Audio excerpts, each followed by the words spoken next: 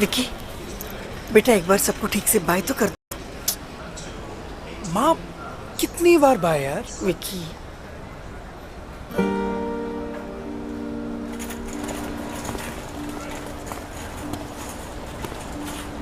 बेटा मन लगा के पढ़ना।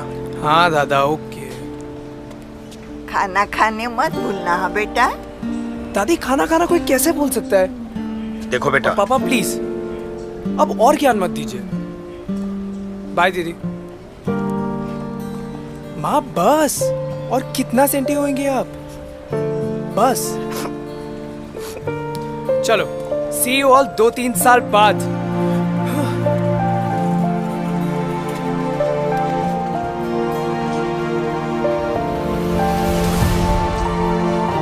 दो तीन साल बाद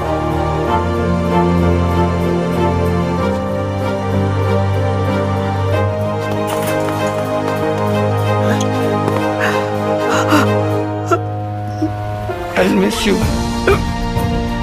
फैमिलीज बदल रही हैं और पास आ रही हैं, इसलिए हम भी बदल रहे हैं, आपके और पास आ रहे हैं। अब डिज्नी चैनल सिर्फ बच्चों के लिए नहीं, पूरे परिवार के लिए।